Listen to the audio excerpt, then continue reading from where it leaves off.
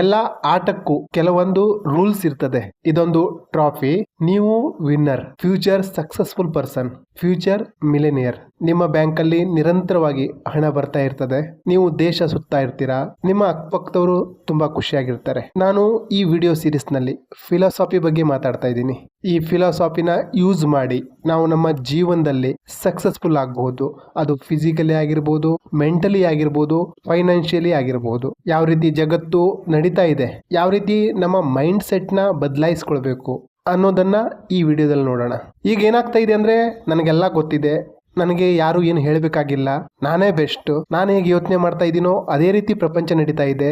ಎಲ್ಲರೂ ಸ್ವಾರ್ಥಿಗಳು, ತಮ್ಮ ಜೇಬಲ್ಲಿ ದುಡ್ಡು ಮಾಡ್ಕೊಳಿಕ್ ನೋಡ್ತಾರೆ. ಈ ರೀತಿಯ ಕೆಲವೊಂದು ಇಲ್ಯೂಷನ್, ಭ್ರಮೆಲಿದ್ದೀವಿ. ಮೊದಲು ನಾವು ಈ ಭ್ರಮೆಯಿಂದ ಹೊರಬಂದು ಸತ್ಯನ ನೋಡ್ಬೇಕಾಗಿದೆ. ಅದು ಒಂದಲ್ಲ ಒಂದ್ ದಿವಸ ಗೊತ್ತಾಗ್ತದೆ. ಯಾಕಂದ್ರೆ ನಾವೆಷ್ಟು ಮೇಲೆ ಹೋಗ್ತಾ ಇರ್ಲಿ, ಕೆಳಗಡೆ ಹೋಗ್ತಾ ಇರ್ಲಿ, ಒಂದು ಬೇಸ್ ಲೈನ್ ಅಂತ ಇರ್ತದೆ. ಅಲ್ಲಿ ನಾವು ಬಂದು ಸ್ಟ್ರಕ್ ಆಗೇ ಆಗ್ತೀವಿ. ನನಗೇನು ಗೊತ್ತಿಲ್ಲ ಅನ್ನೋದು ನಮ್ಗೆ ಅರಿವಾಗ್ತದೆ. ದುಡ್ಡು ಎಲ್ಲ ಕಡೆ ಇದೆ, ಆದ್ರೆ ನಮಗೆ ಅದನ್ನ ನೋಡೋ ಕಣ್ಣಿಲ್ಲ. ನಮಗೆ ಕಷ್ಟಪಟ್ಟರೆ ಮಾತ್ರ ಹಣ ಬರ್ತದೆ ಅನ್ನೋ ದೃಷ್ಟಿಕೋನ ಇದೆ. ಈಸಿಯಾಗಿ ಹಣ ಬರೋದನ್ನ ನಾವು ಒಪ್ಪಲ್ಲ. ಹಣ ಕಷ್ಟಪಟ್ರೇನೆ ಬರಬೇಕು ಅನ್ನೋದು ನಮ್ಮ ವಾದ. ಯಾರಾದ್ರೂ ಈಸಿಯಾಗಿ ಹಣ ದುಡ್ತಾ ಇದ್ರೆ, ಶ್ರೀಮಂತರಾದ್ರೆ, ನಾವು ಅವರನ್ನ ಸ್ಕ್ಯಾಮರ್ ಅನ್ನೋ ಒಂದು ಹಣೆಪಟ್ಟಿ ಕಟ್ಬಿಡ್ತೀವಿ. ಏನೋ 2 ನಂಬರ್ ದಂಧೆ ಮಾಡ್ತಾ ಇರಬಹುದು ಅನ್ಕೊಳ್ತೀವಿ. ಯಾರ ತಲೆ ಮೇಲೆ ಆದ್ರೂ ಕೈ ಇಟ್ಬಿಟ್ರೇನೋ, ಟೇಬಲ್ ಕೆಳಗಡೆಯಿಂದ ಹಣ ತಗೋತಾ ಇದಾರೇನೋ, ಈ ರೀತಿಯ ನಮ್ಮ ವಿಚಾರಗಳು. ಯಾಕೀಗೆ? ಯಾಕಂದ್ರೆ ನಿಮ್ಮ ಮೈಂಡ್ ಅಲ್ಲಿ, ನಿಮ್ಮ ದೃಷ್ಟಿಕೋನ ಹಣ ಕಷ್ಟ ಬಿದ್ದರೆ ಮಾತ್ರ ಬರ್ತದೆ ಅನ್ನೋ ಬಿಲೀಫ್ ಇದೆ. ಇಲ್ಲಿ ನಾವು ಹಾರ್ಡ್ ವರ್ಕ್ ಅನ್ನೋ ಪದನ ರಿಪ್ಲೇಸ್ ಮಾಡಬೇಕಾಗ್ತದೆ ಸ್ಮಾರ್ಟ್ ವರ್ಕ್ ಅನ್ನೋ ಪದದಿಂದ. ಈಗಂತೂ ತುಂಬಾ ಜನ ದುಡ್ಡು ಮಾಡ್ತಾ ಇದ್ದಾರೆ. ಯಾವುದರಿಂದ? ಸೆಲ್ಲಿಂಗ್ ಇನ್ಫಾರ್ಮೇಶನ್ ಇಂದ. ಅವರಲ್ಲಿ ಏನ್ ನಾಲೆಜ್ ಇದೆಯೋ, ಏನ್ ಜ್ಞಾನ ಇದೆಯೋ ಅದನ್ನ ಕೋರ್ಸ್ ಮೂಲಕನೋ, ವೆಬಿನಾರ್ ಮೂಲಕನೋ ಹಂಚಿಕೊಂಡು ದುಡ್ಡು ಮಾಡಬಹುದು. ಇದು ಸರಿಯಾದ ದಾರಿ ಕೂಡ. ಇಲ್ಲಿ ತಪ್ಪು ನಿಮ್ದಲ್ಲ. ಈ ಸಿಸ್ಟಮ್ ಏನಿದೆ ಅದು ನಮ್ಮನ್ನ ಆ ರೀತಿ ತಯಾರು ಮಾಡ್ತಾ ಇದೆ. ನೀವು ಪ್ರಶ್ನೆ ಮಾಡಬಾರ್ದು, ಕಷ್ಟಪಟ್ಟು ಓದು, ಕಷ್ಟಪಟ್ಟು ದುಡಿ, ಈ ರೀತಿಯ ಸ್ಲೋಗನ್ನ ನಮ್ಮ ತಲೆಯಲ್ಲಿ ತುಂಬಿಸಲಾಗಿದೆ. ಯಾಕೆ? ಎಲ್ಲರೂ ದುಡ್ಡು ಮಾಡಿದ್ರೆ, ಶ್ರೀಮಂತರಾದ್ರೆ ಗುಲಾಮ ಆಗಿರೋದು ಯಾರು? ಕೆಲಸ ಮಾಡೋದು ಯಾರು? ಇದು ಇಂಡಿವಿಜುವಲ್ ಲೆವೆಲಲ್ಲಿ ನಡೀತಾ ಇಲ್ಲ, ಮಾಸ್ ಲೆವೆಲಲ್ಲೇ ನಡೀತಾ ಇದೆ. ದೇ ವಾಂಟ್ ಟು, ಈ ಸಿಸ್ಟಮ್ ಏನಿದೆ, ಸಿಸ್ಟಮ್ ಅಂದ್ರೆ ಪವರ್ಫುಲ್ ಜನ. ಅವರು ತಮ್ಮ ಐಡೆಂಟಿಟಿನ ರಿವೀಲ್ ಮಾಡಲ್ಲ. ಎಲ್ಲಿದ್ದಾರೆ, ಹೇಗಿದ್ದಾರೆ ನಮ್ಗೆ ಯಾರಿಗೂ ಗೊತ್ತಿಲ್ಲ. ಎಲ್ಲರೂ ದುಡ್ಡು ಮಾಡ್ಲಿಕ್ಕೆ ನಿಂತ್ರೆ ಗುಲಾಮತನ ಯಾರು ಮಾಡ್ತಾರೆ? ಇದು ಅರ್ಥ ಮಾಡ್ಕೊಳ್ಬೇಕಾದಂತಹ ವಿಷಯ. ಇಲ್ಲಿ ನಾವು ಸಾಲಾಗಿ ಬನ್ನಿ, ಕಷ್ಟಪಟ್ಟು ದುಡೀರಿ, ನಿಮ್ಗೆ ಒಳ್ಳೆ ನೌಕರಿ ಸಿಗ್ತದೆ, ನಿಮ್ಮನ್ನ ಯಾವ ರೀತಿ ಮ್ಯಾನಿಪುಲೇಟ್ ಮಾಡ್ತಾರೆ, ನೀವು ಯಾವ ರೀತಿ ಇದರಿಂದ ಹೊರಬರ್ಬೋದು ಅನ್ನೋದನ್ನ ಸ್ಟೆಪ್ ಬೈ ಸ್ಟೆಪ್ ನೋಡ್ತಾ ಬರೋಣ. ಮುಂದಿನ ದಿನಗಳಲ್ಲಿ ಡಾರ್ಕ್ ಸೈಕಾಲಜಿ ವಿಡಿಯೋ ಸೀರೀಸ್ನ ಕಂಟಿನ್ಯೂ ಮಾಡ್ತಾ ಇದ್ದೀನಿ. ಅಲ್ಲಿ ನಾನು ಯಾವ ರೀತಿ ಮ್ಯಾನಿಪುಲೇಟ್ ಮಾಡ್ತಾರೆ ಅನ್ನೋದನ್ನ ವಿವರವಾಗಿ ಹೇಳಿದ್ದೀನಿ. ಹಾಗಾಗಿ ಚಾನಲ್ನ ಸಬ್ಸ್ಕ್ರೈಬ್ ಮಾಡ್ಕೊಳ್ಳಿ. ನಮ್ಮ ಮೈಂಡ್ ಏನಿದೆ ಒಂಥರ ಜೈಲಲ್ಲಿದೆ, ಇಲ್ಯೂಷನ್, ಭ್ರಮೆಯಲ್ಲಿ ಸಿಕ್ಕಾಕೊಂಡಿದೆ. ಅದು ಇಲ್ಯೂಷನ್ನ, ಭ್ರಮೆನ ಸತ್ಯ ತರ ನೋಡ್ತಾ ಇದೆ, ಸತ್ಯನ ಸ್ಕ್ಯಾಮ್ ಆಗಿ ನೋಡ್ತಾ ಇದೆ. ಯಾರಾದ್ರೂ ತಿಂಗಳಿಗೆ 1 ಲಕ್ಷ ದುಡಿತಾರೆ ಅಂದ್ರೆ ಸ್ಕ್ಯಾಮ್ ಮಾಡ್ತಾ ಇದ್ದಾರೆ. ಈ ರೀತಿಯ ಮೈಂಡ್ ಸೆಟ್.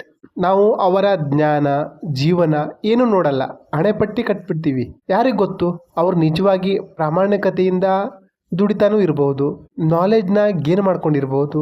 ನಾವು ಹೇಗಂದ್ರೆ, ನಾವು ಬೆಳಿಗ್ಗೆ ಹೇಳ್ತೀವಿ, ಸೋಷಿಯಲ್ ಮೀಡಿಯಾ ಸ್ಕ್ರೋಲ್ ಮಾಡ್ತೀವಿ, ಅಪ್ಪ ಪೇಪರ್ ಓದ್ತಾರೆ, ಎಲ್ಲ ಫಾಲ್ಸ್ ರಿಯಾಲಿಟಿನ ತಲೆಯಲ್ಲಿ ತುಂಬ್ಕೋತೀವಿ. ಆ ಫೇಕ್ ರಿಯಾಲಿಟಿನ ನಾವು ಪರ್ಚೇಸ್ ಮಾಡ್ತೀವಿ, ಬೈ ಮಾಡ್ತೀವಿ, ಅದನ್ನೇ ಸತ್ಯ ಅಂತ ನಂಬ್ತೀವಿ. ಯಾರಾದ್ರೂ ನಮ್ಮನ್ನು ಪ್ರಶ್ನಿಸಿದ್ರೆ ಸಕ್ಸಸ್ ಆಗಲಿಕ್ಕೆ ಮುಖ್ಯವಾಗಿ ಏನು ಬೇಕು ಅಂದ್ರೆ ನಾವು ಹಾರ್ಡ್ ವರ್ಕ್ ಅಂತೀವಿ. ಯಾಕಂದ್ರೆ ನಮಗೆ ಚಿಕ್ಕ ವಯಸ್ಸಿನಿಂದ ಅದೇ ಕಲಿಸಲಾಗಿದೆ. ಏನ್ ಮಾಡೋದು? Identify the shadow. ನಿಮಗೇನು ತೋರಿಸ್ತಾ ಇದ್ದಾರೆ ಅದನ್ನ ಗುರುತಿಸಿ ಬ್ರೇಕ್ ಮಾಡಿ ಅದರಿಂದ ಹೊರ ಬನ್ನಿ. ಉದಾಹರಣೆಗೆ, ಒಂದು ಆನೆನ ಚಿಕ್ಕ ವಯಸ್ಸಲ್ಲಿ ಸರಪಳಿಯಿಂದ ಕಟ್ಟಾಕಿರ್ತಾರೆ. ಅದು ತುಂಬಾ ಪ್ರಯತ್ನ ಮಾಡ್ತದೆ ಅದರಿಂದ ಹೊರ ಬರ್ಲಿಕ್ಕೆ, ಆಗಲ್ಲ. ಕೊನೆಗದು ಇದು ಸಾಧ್ಯನೇ ಇಲ್ಲ ಅನ್ಕೊಳ್ತದೆ. ಈಗ ಆ ಆನೆ ದೊಡ್ಡದಾಗಿದೆ, ಆದರೂ ಆ ಸಣ್ಣ ಸರಪಳಿನ ಬ್ರೇಕ್ ಮಾಡಿ ಹೊರಗಡೆ ಬರಲ್ಲ. ಯಾಕಂದ್ರೆ ಅದರ ಮೈಂಡ್ ಸೆಟ್ ಆ ರೀತಿ ತಯಾರಾಗಿದೆ. ನೀವೀಗ ಒಂದು ಪೆನ್ ಪೇಪರ್ ತಗೊಂಡು ನಿಮ್ಮ ಆ ಶೆಡೋನ ಬರಿಬೇಕಾಗ್ತದೆ. ಬರ್ದಾಗ ಏನಾಗುತ್ತೆ ಅಂದ್ರೆ, ಆ ಫೈಲ್ನ ನೀವು ಟ್ರೇಸ್ ಮಾಡಬಹುದು. ಈ ಸೋರ್ಸ್ ಎಲ್ಲಿಂದ ಬಂತು, ಇದರಿಂದ ಯಾರ ಲಾಭ ಆಗ್ತಾ ಇದೆ, ನಿಮಗದು ಗೊತ್ತಾಗ್ತದೆ. ಇನ್ನು ನೆಕ್ಸ್ಟ್ ಏನ್ ಮಾಡ್ಬೇಕು ಅಂದ್ರೆ, ಅದನ್ನ ಪ್ರಶ್ನೆ ಮಾಡಬೇಕು. ನಾನು ಯಾಕೆ ಇದನ್ನು ಮಾಡ್ತಾ ಇದ್ದೀನಿ, ನನ್ನನ್ನು ಏನು ತಡಿತಾ ಇದೆ, ನಾನು ಯಾಕೆ ಸ್ಟ್ರಕ್ ಆಗಿದ್ದೀನಿ. ನಾವು ಇದನ್ನ ಗುರುತಿಸಿ ಫೈಲ್ನ ಟ್ರೇಸ್ ಮಾಡಿದಾಗ, ಆಡಿಟ್ ಮಾಡಿದಾಗ ನಿಮಗೆ ಸ್ಪಷ್ಟತೆ ಸಿಗ್ತದೆ. ಈ ರೀತಿ ಮಾಡಿದಾಗ ತುಂಬ ಬಿಲೀಫ್ ಸಿಸ್ಟಮ್ ಏನಿದೆ ಅದೆಲ್ಲ ಹೊರಗಡೆ ಬರ್ತದೆ. ಈಗ ನಿಮ್ಮ ಹತ್ರ ಏನು ಬಿಲೀಫ್ ಸಿಸ್ಟಮ್ ಬಿದ್ದಿದೆ ಅದನ್ನು ಗುರುತಿಸಿ ಅದನ್ನು ತಕ್ಷಣ ತೆಗೆದುಹಾಕಬಹುದು. ಅದರ ಬದಲಿಗೆ ಹೊಸದಾಗಿ ಬಿಲೀಫ್ ಸಿಸ್ಟಮ್ನ ಆ್ಯಡ್ ಮಾಡಬಹುದು, ಇನ್ಸ್ಟಾಲ್ ಮಾಡಬಹುದು. ಹಣ ಗಳಿಸೋದು ತುಂಬ ಕಷ್ಟ ಅಂತ ನಿಮ್ಮ ಬಿಲೀಫ್ ಸಿಸ್ಟಮಲ್ಲಿ ಬಿದ್ದಿದ್ರೆ ಅದನ್ನು ಗುರುತಿಸಿ ಅದನ್ನು ತೆಗೆದುಹಾಕಿ ಹಣ ಗಳಿಸೋದು ತುಂಬ ಸುಲಭ ಅನ್ನೋದನ್ನು ಮಾಡ್ಕೋಬಹುದು. ಉದಾಹರಣೆ ಮೂಲಕ ಅರ್ಥ ಮಾಡ್ಕೊಳ್ಳೋದಾದ್ರೆ, ನಾವು ಕೆಲಸ ಮಾಡೋ ಜಾಗದಲ್ಲಿ ನಮ್ಮ ಬಾಸ್ ಬಾಯಿಗೆ ಬಂದಂಗೆ ಬೈತಾ ಇರ್ತಾರೆ. ಅದರಿಂದ ನಮಗೆ ಸ್ಟ್ರೆಸ್ ಆಗ್ತಾ ಇರ್ತದೆ. ಆದ್ರೂ ನಾವು ಸಹಿಸ್ಕೊಂಡು ಅಲ್ಲೇ ಸ್ಟ್ರಕ್ ಆಗಿರ್ತೀವಿ. ನಾವು ಪ್ರಶ್ನೆ ಮಾಡ್ಕೊಳ್ಳಲ್ಲ. ಕೆಲಸ ಬಿಟ್ಟು ಬೇರೆ ಕಡೆನೂ ಹೋಗಿ ಕೆಲಸ ಮಾಡಬಹುದು, ಯಾಕೆ ಮಾಡ್ತಾ ಇಲ್ಲ. ಇನ್ನು ಎರಡನೇದಾಗಿ ನಾವು ಏನೋ ಓದ್ಬೇಕಂತಿರ್ತೀವಿ. ನಮ್ಮ ಪೇರೆಂಟ್ಸ್ ನಮಗೆ ಡಾಕ್ಟರ್ ಆಗು, ಇಂಜಿನಿಯರ್ ಆಗು ಅಂತಾರೆ. ಸೊ ಅವ್ರ ಮಾತಿಗೆ ಕಟ್ಬಿದ್ದು ನಾವು ಅದನ್ನೇ ಮಾಡ್ತಾ ಇರ್ತೀವಿ. ಆಮೇಲೆ 20 ವರ್ಷ ನಂತರನೋ 30 ವರ್ಷ ನಂತರನೋ ಕೊರಗ್ತಾ ಇರ್ತೀವಿ. ಪೇರೆಂಟ್ಸ್ನ ಮನಸ್ಸಲ್ಲೇ ಬೈಕೋತಾ ಇರ್ತೀವಿ, ಕಾನ್ಶಿಯಸ್ ಆಗಿನೋ ಅನ್ಕಾನ್ಶಿಯಸ್ ಆಗಿನೋ. ಇದು ಯಾವ ರೀತಿ ಅಂದ್ರೆ, ನೀವೊಂದು ಗುಹೆಯಲ್ಲಿ ಕೈದಿಯಾಗಿದ್ದೀರಾ. ಹಿಂದ್ಗಡೆ ಬೆಂಕಿ ಇದೆ. ಆ ಬೆಂಕಿಯ ಬೆಳಕಲ್ಲಿ ಗೋಡೆ ಮೇಲೆ ಚಿತ್ರ ಮೂಡ್ತಾ ಇದೆ. ನೀವು ಅದನ್ನೇ ಸತ್ಯ ಅಂತ ನಂಬ್ಕೊಂಡು ಕೂತಿದ್ದೀರಾ. ನಿಮ್ಗೆ ಯಾರಾದ್ರೂ ಬಂದು ಹೇಳಿದ್ರೆ ಗುಹೆಯಿಂದ ಹೊರಗಡೆ ನಿಜವಾದ ಪ್ರಪಂಚ ಇದೆ ಅಂದ್ರೆ ನೀವು ನಂಬ್ತಾ ಇಲ್ಲ. ಇಲ್ಲಿ ನಾವು ಆ ಗುಹೆಯಿಂದ ಹೊರಗಡೆ ಬರಬೇಕು. ಇಲ್ಲಿ ನಾವು 3 ಫೇಸ್ ಪ್ರೋಟೋಕಾಲ್ ಮೂಲಕ ಹೊರ ಬರ್ಬೋದು. ಮೊದಲನೇದಾಗಿ ಟರ್ನಿಂಗ್ ಅರೌಂಡ್. ಆ ವ್ಯಕ್ತಿ ಹಿಂದೆ ತಿರುಗಿದ ಅಂದ್ರೆ ಪ್ರತಿಯೊಂದನ್ನ ಪ್ರಶ್ನೆ ಮಾಡೋದು. ನಿಮ್ ಜೊತೆ ನೀವು ಮಾತಾಡೋದು. ನೀವು ಸೋಷಿಯಲ್ ಆಗಿ ಯಾರ ಜೊತೆ ಮಾತಾಡ್ತಿರ್ಬೇಕಾದ್ರೆ ಅವ್ರ ಬಗ್ಗೆ ಪ್ರಶ್ನೆ ಮಾಡೋದ್ರಿಂದ ನಿಮ್ಮ ಫ್ರೆಂಡ್ಶಿಪ್ ಸಹ ಚೆನ್ನಾಗಿ ಬಿಲ್ಡ್ ಆಗ್ತದೆ. ನಮ್ಮ ಬಗ್ಗೆ ನಾವು ಹೇಳಬಾರ್ದು, ಅವ್ರ ಬಗ್ಗೆ ಕೇಳಬೇಕು. ಇಲ್ಲಿ ನಾವು ನಮ್ಮ ಡೌಟ್ನ ಬ್ರೇಕ್ ಮಾಡಿ ಸತ್ಯನ ನೋಡೋದು.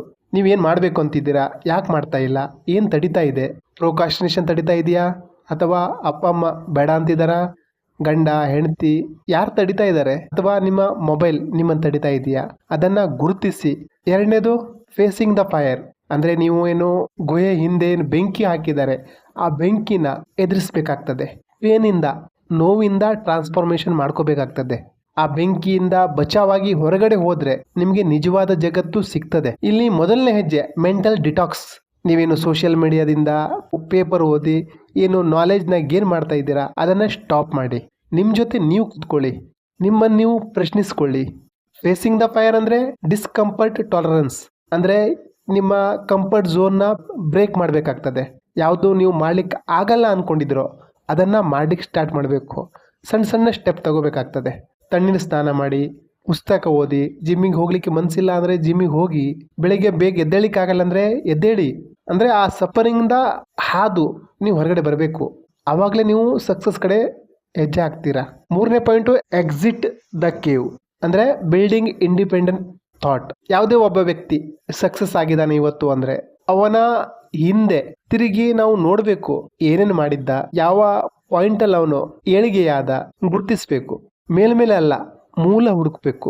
ಏನು ಮಾಡಿದಕ್ಕೆ ಏನಾಯಿತು, ಅಥವಾ ನಮ್ಮ ಜೀವನದಲ್ಲಿ ನಾವು ಸ್ಟ್ರಕ್ ಆಗಿದ್ದೀವಿ, ಫೇಲ್ಯೂರ್ ಆಗಿದ್ದೀವಿ ಅಂದರೆ ನಾವೆಲ್ಲಿ ತಪ್ಪು ಮಾಡಿದ್ವಿ, ಯಾವುದನ್ನು ಸರಿಪಡಿಸ್ಕೊಳ್ಬೇಕು, ಯಾವ ಪಾಯಿಂಟಲ್ಲಿ ಈ ಡಾಟ್ ಡಾಟ್ ಡಾಟ್ ಇರ್ತವೆ ಅಲ್ಲ, ಯಾವ ಡಾಟಲ್ಲಿ ಮಿಸ್ಟೇಕ್ ಆಗಿತ್ತು ಅದರಿಂದ ಈ ರೀತಿ ಆಯಿತು, ಆ ಮಿಸ್ಟೇಕ್ನ ತೆಗೆದುಹಾಕಿ ಅಲ್ಲಿ ಸರಿಯಾದ ನಾಲೆಜ್ನ, ಸರಿಯಾದ ಹೆಜ್ಜೆನ ಹಾಕಬೇಕು. ಯಾವ ಥಾಟ್ ಯಾವ ಕಾರಣಕ್ಕೆ ಬಂತು ಅಂತ ನಿಮಗೆ ಅರ್ಥ ಆದರೆ ನಿಮ್ಮ ಜೀವನ ಬದಲಾಗ್ಲಿಕ್ಕೆ ಸ್ಟಾರ್ಟ್ ಆಗ್ತದೆ. ಈ ಥಾಟು ಒಂದು ಪ್ರೊಸೆಸ್ಸಲ್ಲಿ ಸಿಸ್ಟಮಲ್ಲಿ ನಡೀತದೆ. ನಾವು ಆ ಡಾಟ್ ಡಾಟ್ನ ಸರಿಯಾಗಿ ಗುರುತಿಸಿ ಸರಿಯಾಗಿ ಕನೆಕ್ಟ್ ಮಾಡ್ಲಿಕ್ಕೆ ಬರಬೇಕು. ಇದನ್ನು ಮೆಕ್ಯಾವೆಲ್ಲಿ ಪವರ್ ರಿಯಲೈಸೇಷನ್ ಅಂತಾರೆ. ಈಗ ನಿಮಗೆ ಸತ್ಯ ಗೊತ್ತಾಗಿದೆ. ಈಗ ಯಾರು ನಿಮ್ಮನ್ನು ಮೆಂಟಲ್ಲಿ ಅಲ್ಗಾಡಿಸ್ಲಿಕ್ಕಾಗಲ್ಲ. ಅವ್ರು ಒಂದು ವೇಳೆ ಅಲ್ಗಾಡಿಸ್ಲಿಕ್ಕೆ ಬಂದರೂ ನೀವು ಅವರನ್ನು ಎತ್ತಿ ಬಿಸಾಕ್ತೀರಾ, ಕೈಯಿಂದಲ್ಲ ಮೆಂಟಲಿ. ಈ ರೀತಿ ನೀವು ಸ್ಟ್ರಾಂಗ್ ಆಗ್ತೀರಾ. ಸತ್ಯ ಕಹಿಯಾಗಿರ್ತದೆ, ಅನ್ಕಂಫರ್ಟೇಬಲ್ ಆಗಿರ್ತದೆ, ಆದರೂ ಸಹ ನೀವು ಅದರಿಂದ ಹಾದು ಹೋಗಲೇಬೇಕು. ಇಲ್ಲಿ ಸಮರಿ ಹೇಳಬೇಕಂದ್ರೆ, ಆಡಿಟ್ ಯುವರ್ ಇನ್ಫಾರ್ಮೇಷನ್ ಸೋರ್ಸ್. ನಿಮ್ಮಲ್ಲಿ ಬಿತ್ತಿದಂಥ ನಂಬಿಕೆಗಳು ಎಲ್ಲಿಂದ ಬಂದಿತ್ತು. Second point, question A deep rooted beliefs. ಪ್ರಶ್ನಿಸಿ, ಈ ವಿಚಾರ, ಈ ನಂಬಿಕೆ ಎಲ್ಲಿಂದ ಬಂತು. ಮೂರನೇ ಪಾಯಿಂಟು, ಪ್ರಾಕ್ಟೀಸ್ ಇನ್ಫಾರ್ಮೇಷನ್ ಫಾಸ್ಟಿಂಗ್. ಅಂದರೆ ನೋ ಸೋಷಿಯಲ್ ಮೀಡಿಯಾ, ಪೇಪರ್ ಓದಬಾರ್ದು. ನಾಲ್ಕನೇ ಪಾಯಿಂಟು, ಫಸ್ಟ್ ಪ್ರಿನ್ಸಿಪಲ್ನ ಬ್ರೇಕ್ ಮಾಡಿ. ಅಂದರೆ ಮೊದಲನೇ ಹೆಜ್ಜೆ ಎಲ್ಲಿ ತಪ್ಪಾಗಿದೆ, ಎಲ್ಲಿ ಮಿಸ್ಟೇಕ್ ಆಗಿದೆ, ಏನು ಸರಿ ಮಾಡ್ಕೊಳ್ಬೇಕು ಅನ್ನೋದನ್ನು ಗುರುತಿಸಿ.